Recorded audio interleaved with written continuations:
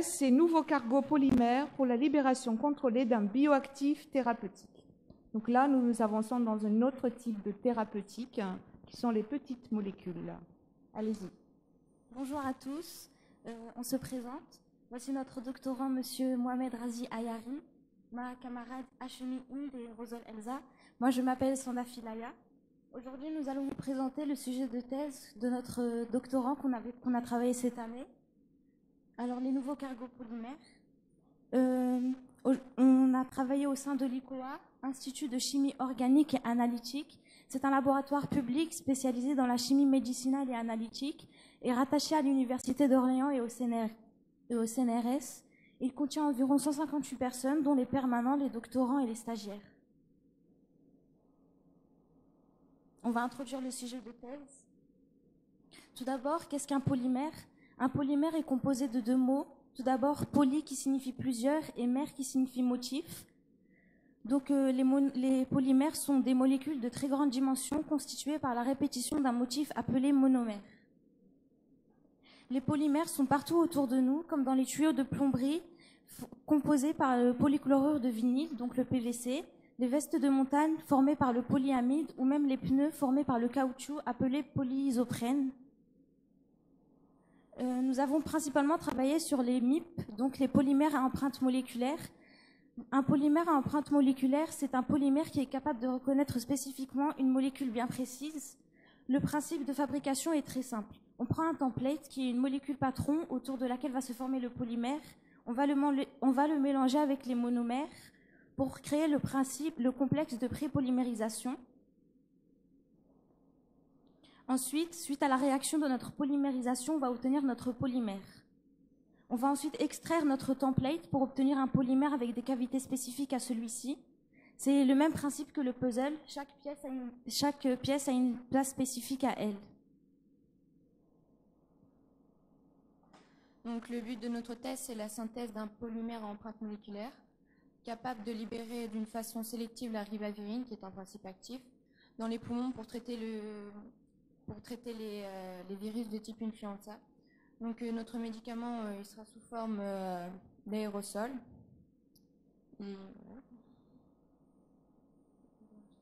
Pourquoi les polymères à empreinte moléculaire? Tout simplement parce qu'ils sont peu coûteux, ils sont spécifiques, sensibles et sélectifs, mais aussi ils ont une bonne résistance chimique, physique et mécanique.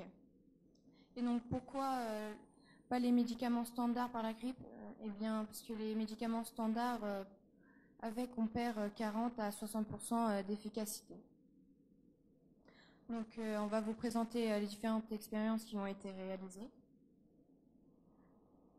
Tout d'abord, nous avons fait la synthèse d'un MIP. Pour cela, nous avons mélangé l'acrylamide, qui est notre monomère, avec la ribavirine, qui est notre template, et aussi avec l'éthanol glycol diméthacrylate. Puis on lance la réaction de la polymérisation dans un four UV pendant 30 minutes pour obtenir à la fin un MIP sous forme d'un solide.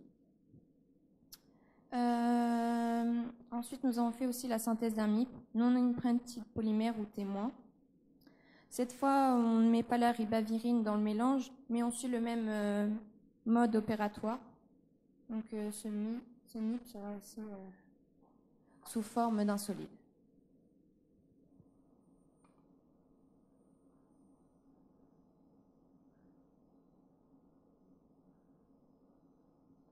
Ensuite, on fait l'extraction du template du MIP. Pour cela, on utilise donc le montage Soxley, solvant eau et acide acétique. Dans le montage, l'extracteur est placé sur un ballon contenant le solvant d'extraction, c'est-à-dire l'eau et l'acide acétique. Dans l'extracteur est insérée une cartouche dans laquelle est placé notre MIP, puis un réfrigérant qui permet la condensation de des vapeurs.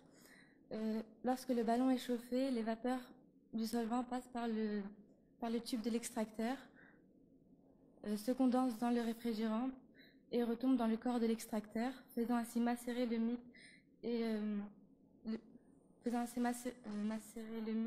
dans le solvant chaud et extraire la ribavirine.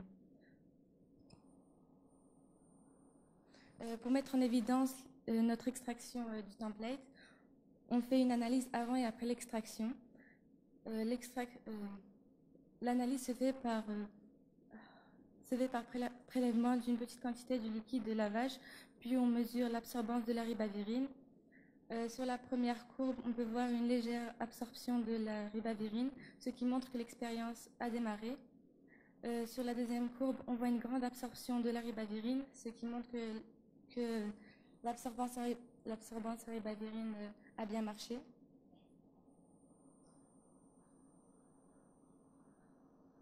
À la fin, on peut regarder notre MIP grâce à un microscope électronique à balayage. On a ici deux clichés de notre polymère à deux grossissements différents sur lesquels on peut bien voir notre polymère. Merci de votre attention.